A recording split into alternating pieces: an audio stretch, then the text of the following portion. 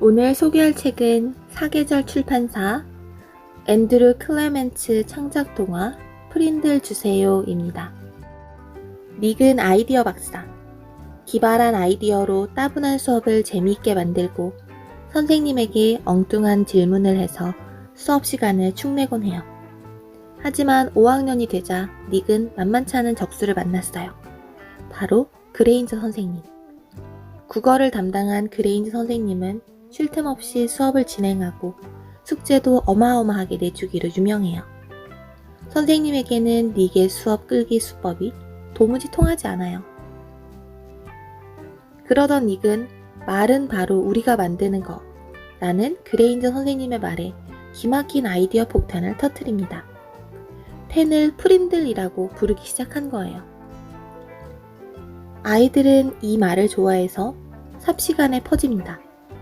그레인저 선생님은 노발대발하면서 닉에게 그 말을 쓰지 말라고 하지요. 하지만 닉도 어쩔 수 없었어요. 아이들이 이 말을 너무 좋아해서 도무지 막을 수 없었거든요. 결국 닉은 신문과 방송에까지 나가게 되고 나중에는 온 나라가 이 말 때문에 들썩거립니다.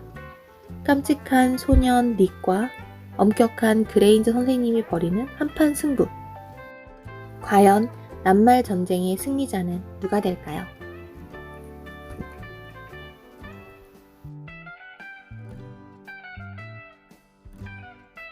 닉.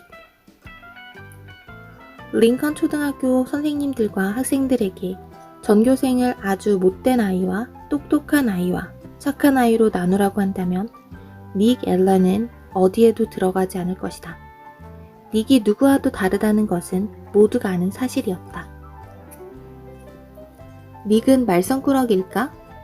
글쎄, 한 가지는 확실하다. 닉은 기발한 생각이 많고 그 생각을 어떻게 실천해야 할지도 잘 알고 있었다. 3학년 때 닉은 교실을 열대섬으로 만들면 어떨까 생각했다. 사실 뉴햄프셔주에 사는 아이라면 누구나 추운 2월에 여름을 맛보고 싶을 것이다. 닉은 아이들에게 초록색과 갈색의 두꺼운 종이로 작은 야자나무를 만들어 책상 내 귀퉁이에 붙이자고 했다. 아이들을 가르친 지 겨우 6달밖에 되지 않은 디버 선생님은 주의를 주기는커녕 어머 멋지다 하면서 좋아했다.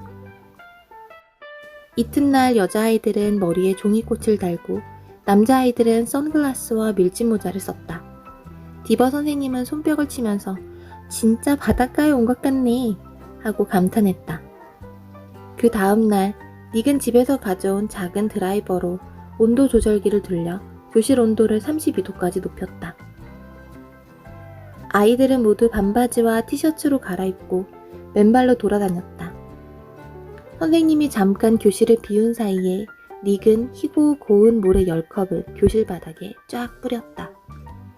디버 선생님은 아이들의 풍부한 창의성에 다시 한번 깜짝 놀랐다. 하지만 수희 아저씨는 복도까지 흘러나온 모래를 보고 창의성이 풍부하다고 생각하진 않았다.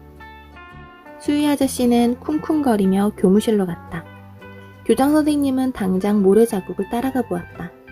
그랬더니 디버 선생님은 앞줄 아이들에게 훌라춤을 가르치고 있고 웬 갈색머리 꺽다리 녀석 하나가 우통을 벗고 앙상한 갈비뼈를 드러낸 채 티셔츠 6장을 묶어서 만든 네트 너머로 배구공을 힘껏 내리치고 있었다. 그 순간 3학년 아이들의 남태평양 여행은 졸지에 끝장나고 말았다. 하지만 닉은 학교 생활에 줄기차게 활기를 불어넣었다. 링컨 초등학교에는 가끔 신선한 자극이 필요했고 닉이야말로 그 일을 해낼 수 있는 녀석이었다. 1년 뒤 어느 날 밤 닉은 텔레비전을 보다가 검정 집박이에 대한 재미있는 사실을 알아냈다. 검정 집박이는 매처럼 무서운 적이 나타나면 삐리릿 하고 높고 날카로운 소리로 운다고 한다. 그러면 매는 소리가 어디에서 나는지 몰라 엉뚱한 곳을 헤맨다는 것이다. 이튿날 독서 시간에 닉은 에이버리 선생님을 힐끗 쳐다보다가 선생님 코가 꼭 매부리 같다는 것을 깨달았다. 그래서 닉은 검정 집박이처럼 높고 날카롭게 삐리릭 하고 소리를 냈다. 에이버리 선생님은 고개를 번쩍 들고 주위를 둘러보았다. 하지만 누가 그랬는지 알아내지 못하자 반 아이들에게 쉿! 하고 주의를 주었다. 1분 뒤 닉은 좀 더 크게 삐리릭! 하고 소리를 냈다. 아이들이 키득거렸다. 선생님은 못 들은 척 하다가 15초쯤 지나서 슬며시 일어나 교실 뒤쪽으로 갔다. 닉은 책에서 눈을 떼지 않고 털끝 하나 움직이지 않은 채 자신의 혼을 불어넣어 가장 높고 가장 귀에 거슬리는 새소리를 냈다. 삐리릭! 마침내 에이버리 선생님이 호통을 쳤다. 자네 피스크, 당장 그만둬. 닉의 자리에서 4줄 떨어진 곳에 앉아있던 자넷은 얼굴이 하얗게 질렸다가 금세 시뻘개졌다. 저 아니에요. 정말 아니에요. 자넷은 금방이라도 울음을 터뜨릴 것 같은 목소리로 말했다. 선생님은 자기 실수를 깨닫고 자넷에게 사과했다. 그러고 나서 이내배처럼 사나운 표정을 지으며 아이들을 윽박질렀다.